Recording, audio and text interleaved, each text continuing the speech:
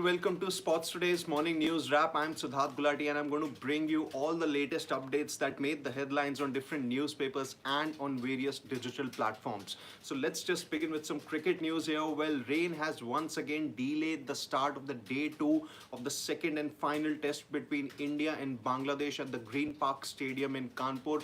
Well, same was the case on day 1 when play was actually delayed by an hour and it was a 10:30 a.m. start.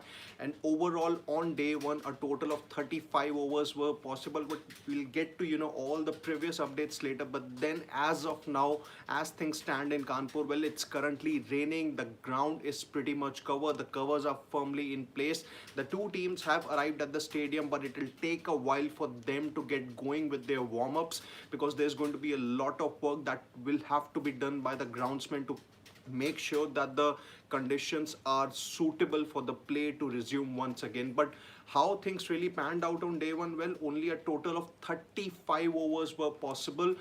It was a 10:30 a.m. start, delayed by an hour.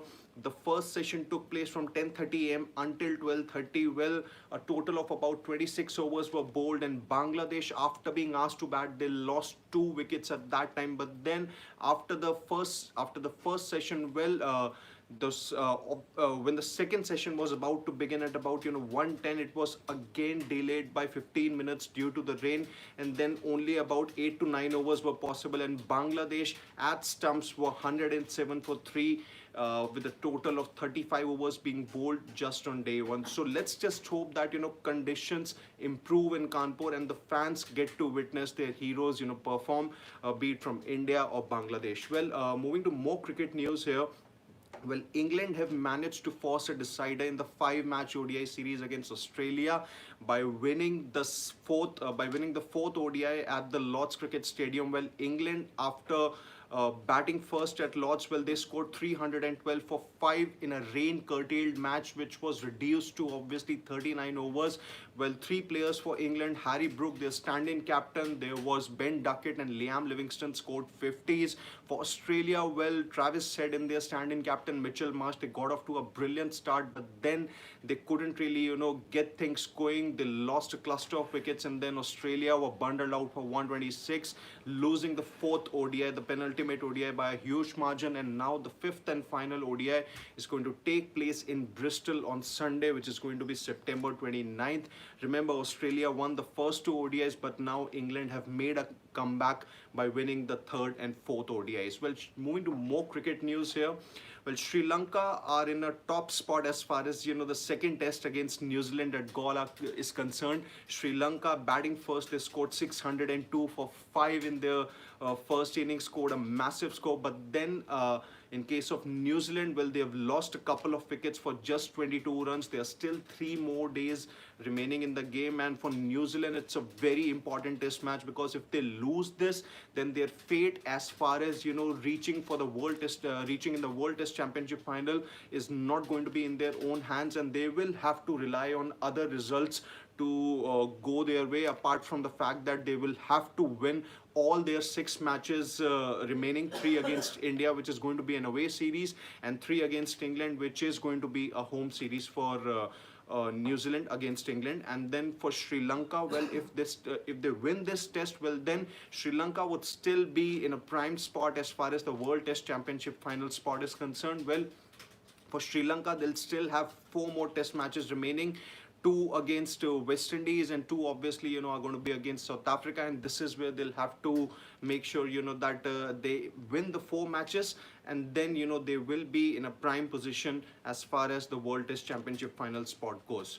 So that's about it as far as the Sri Lanka New Zealand second test goes. Well, moving to more cricket news here. Well, South Africa have won the opening T20I against Thailand in Abu Dhabi. Well, South Africa won the first T20I comfortably by 8 wickets, and now Ireland will have only one more chance to draw level, because it's just a 2-match or T20I series, and the second T20I is going to take place on Sunday, which is obviously tomorrow, September 29th.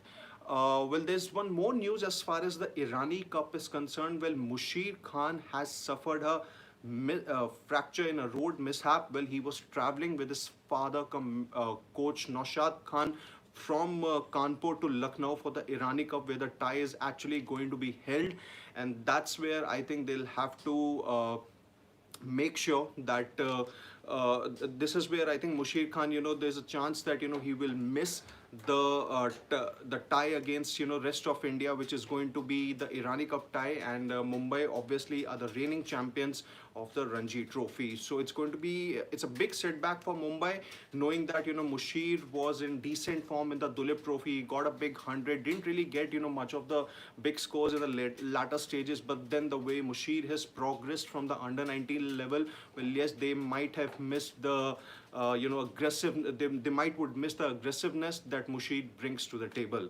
Well, there's a comment from I think Pawan Suresh. Yeah, Sri Lanka are having two matches against Australia, which is obviously going to be a home series that's going to take place next year, and two against South Africa. It's going to be another away series for Sri Lanka. So, any more comments? Yeah, okay. It's not raining currently in Kanpur, but the groundsmen are working. Okay, okay, that's the update. And I think moving to some football news, well, Manchester City midfielder Rodri will miss the rest of the season due to a serious knee injury, dealing a huge blow to their hopes of winning a fifth Premier League title. And there's also news that Cameron Green is doubtful for the all-important Border Gavaskar Trophy versus India. Well, Cameron Green, who has been one of Australia's premier all-rounders as far as their test setup is concerned, well, he suffered a back injury in the ongoing ODI series against England, and the scans are awaited. But so far, he'll miss. The latest update is that he'll miss the fifth and final ODI against England on Sunday. And if it really turns out to be a stress fracture, something that Cameron Green has already suffered in the past multiple times, then it's going to be a big blow to Australia's chances, because Cameron Green was settling well into his role of a number 4 batter after Steve Smith was pushed to open in the previous series against West Indies and New Zealand. So let's see, Australia will have to maybe look for a replacement, or maybe make sure that they shift Smith back to number 4 and have a new opener, maybe in Marcus Harris, who has played just a handful of matches for Australia.